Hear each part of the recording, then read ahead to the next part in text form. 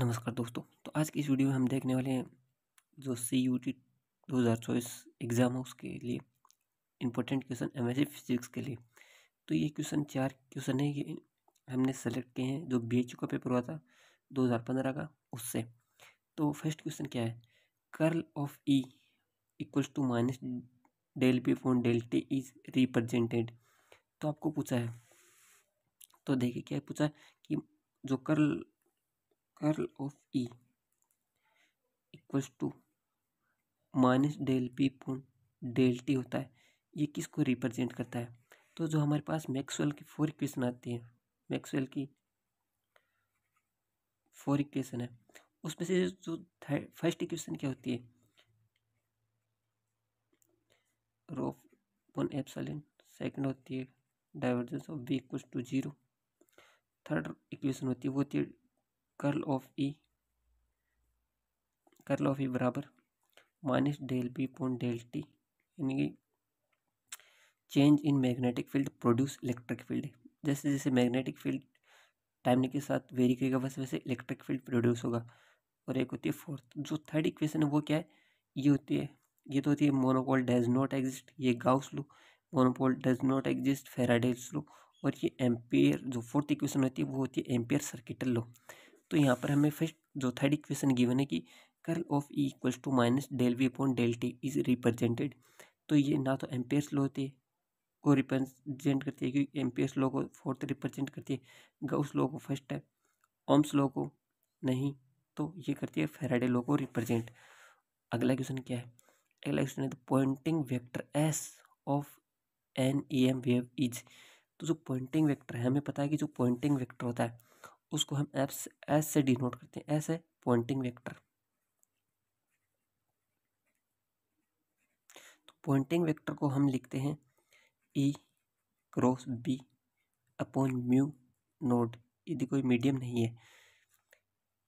अब देखिए E है इलेक्ट्रिक फील्ड, B है मैग्नेटिक फील्ड, इन दोनों का cross product upon mu node. तो अब ऑप्शन देखिए कौन सा है।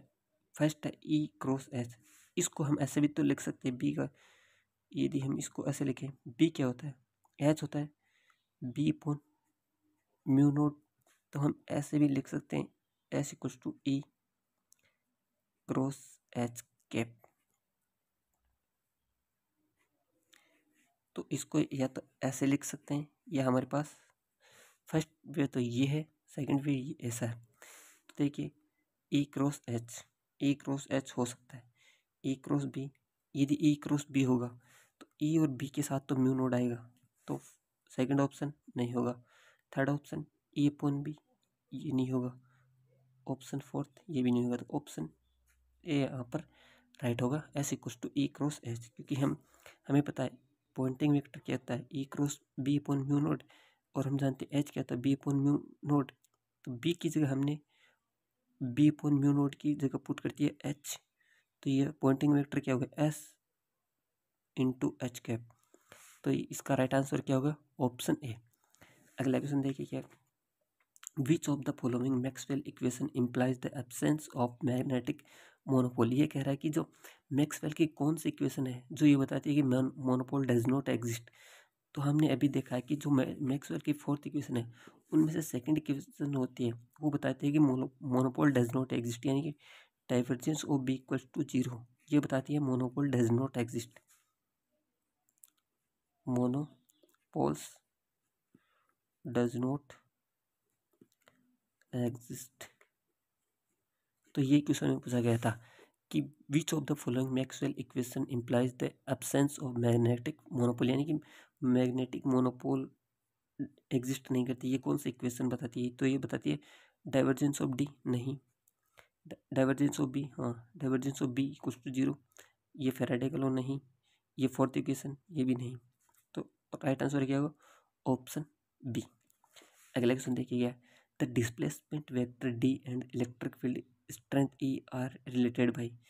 तो जो हमारे पास डिस्प्लेसमेंट वेक्टर होता है, हमको पता है कि डिस्प्लेसमेंट वेक्टर डी को हम डी से रिप्रेजेंट करते हैं, इलेक्ट्रिक फील्ड को ई से, और पोलराइजेशन को पी से।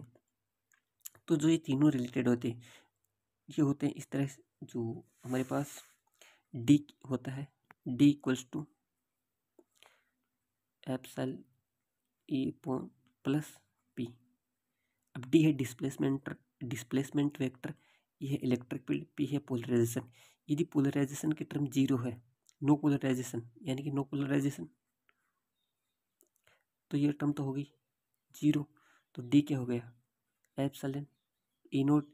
और यदि कोई मीडियम है, ये फ्री स्पेस में, यदि कोई मीडियम है तो हम एप्सिलॉन की जगह क्या लिखेंगे, D equals to epsilon E. ये क्या देखिए क्या है, D equals to E upon epsilon, नहीं, D equals to epsilon E, हाँ ये हो सकता है। एप्सिलॉन स्क्वायर तो ई का होता ही नहीं है और 1/√2 भी नहीं होता है, तो ऑप्शन बी यहाँ पर राइट होगा, D equals to epsilon E. ये है displacement vector D, electric field E में रिलेशन। यदि यहाँ पर पोलराइजेशन की टर्म भी होती तो क्या होता, D equals to epsilon E plus P. और पोलराइजेशन क्या होता है, पोलराइजेशन को हम डिनोट करते हैं, पोलराइजेशन होता है या डायरेक्ट लेके P equals to epsilon x e और ई। ये इलेक्ट्रिक फील्ड, ये पोलराइजेशन। तो ये थे जो 4 इंपॉर्टेंट क्वेश्चन जो AMT है पार्ट उससे, और ये चारों के चारों क्वेश्चन BHU में जो MSc का एंट्रेंस होता 2015 में उसमें पूछे गए थे। तो यदि आपको क्वेश्चन अच्छा लगे, समझ में आए तो वीडियो को लाइक करना।